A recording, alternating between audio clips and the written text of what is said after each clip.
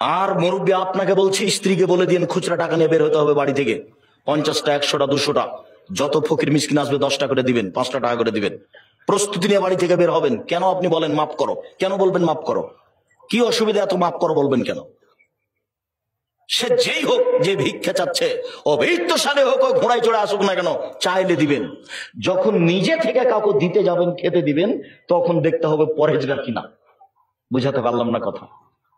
যে খেতে চেয়েছে ও পরহেজগার কিনা এটা দেখার সুযোগ নাই, কিন্তু আপনি নিজে থেকে যাকে খেতে দিবেন দাওয়াত দিয়ে, তাকে কেমন হতে হবে? আল্লাহ রাসূল বলছেন, তোমার তাকিয়া, পরহেজগার ছাড়া তোমার খাদ্য যেন না খায় কেউ, ফাসিক যেন তোমার খাদ্য না খায়। আর ও ভিক্ষুক, ও হিন্দু হোক, মুসলমান হোক, বৌদ্ধ হোক, খ্রিস্টান হোক, চামার হোক, ডোম হোক, মুচি হোক, মেথর হোক, মদ খায়, ও আপনার কাছে খেতে চেয়েছে, আপনি সহযোগিতা করেন। ভিক্ষে চেয়েছে, সহযোগিতা করেন। নিজে থেকে যখন আপনি খাবার দিবেন, তখন আপনি পরহেজগার খুঁজবেন, নইলে রাসূলকে অমান্য করা হবে। সম্মানিত দিনী ভাই বোন, নিকট প্রতিবেশীর সাথে সদাচরণ করো,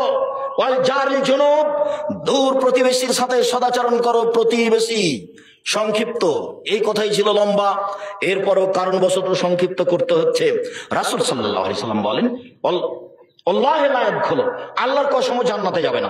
আল্লাহে লা ইয়াদখুলু, আল্লাহর কসম জান্নাতে যাবে না। আল্লাহে লা ইয়াদখুলু, আল্লাহর কসম জান্নাতে যাবে না। কিলা বানি ইয়া রাসূলুল্লাহ, কে জান্নাতে যাবে না সেটা তো বলবেন। যাবে না কে? আপনি যে বলছেন আল্লাহর কসম যাবে না, আল্লাহর কসম যাবে না, আল্লাহর কসম যাবে না, কে যাবে না?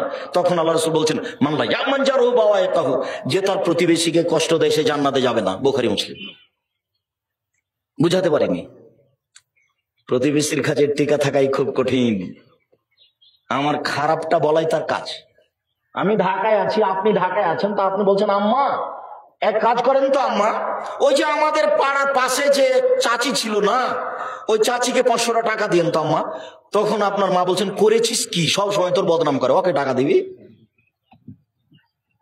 জামা ওকে দিতে হবে। চাঁপাইনবাবগঞ্জের ভাষাতে বলে, শত্রুকে বড় পিঠে বসতে দিতে হয়। এই ভাষা বুঝেন কি না যাকে, ভাষা বোঝানোর দরকার নাই। প্রতিবেশীকে খারাপ লাগছে এ কথাই ঠিক, এরপরেও তাকে সহযোগিতা করতে হবে, খেতে দিতে হবে, এ কথাই ঠিক। তার নাম প্রতিবেশী।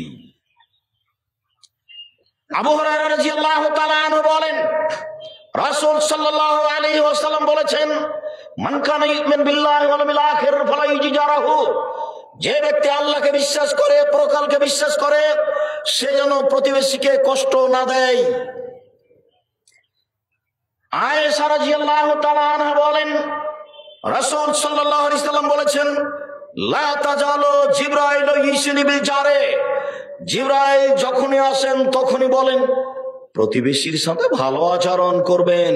জিবরাইল যখনই আসেন তখনই আমাকে বলেন প্রতিবেশীর সাথে ভালো আচরণ করবেন। জিবরাইল যখনই আসেন তখনই বলেন প্রতিবেশীর সাথে ভালো আচরণ করবেন। জানান তো, আমি মনে করলাম, বলার কারণে মনে করলাম, এত বলতে লাগলেন, বলার কারণে মনে হচ্ছে সাইয়রসহু, কখন এসে বলবেন যে জমি দিয়ে দিতে হবে, ভাগ দিতে হবে।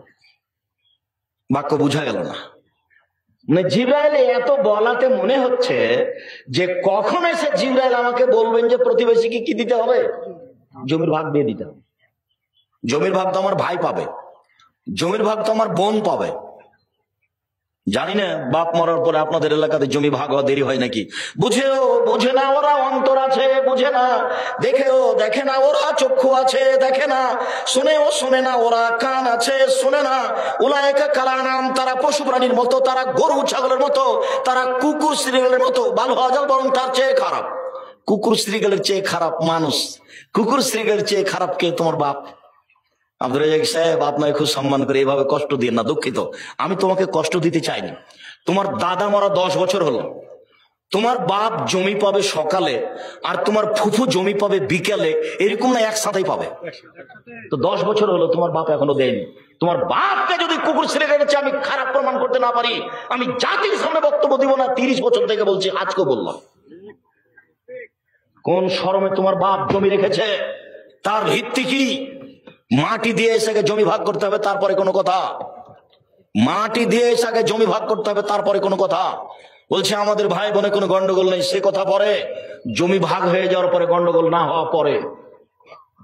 এইটা যদি গাইবান্ধা রংপুরের কাছাকাছি বগুড়া জয়পুরহাট হয়, তাহলে তার মানে হলো যে যদি বোন এসে জমি চায়, তাহলে ওকে বলতে হবে তুই আর জীবনে বাড়িতে আসবি না। তার নাম ভাই বোন। আপনি জমি খাচ্ছেন কিসের ভিত্তিতে? কেন আপনি খাচ্ছেন?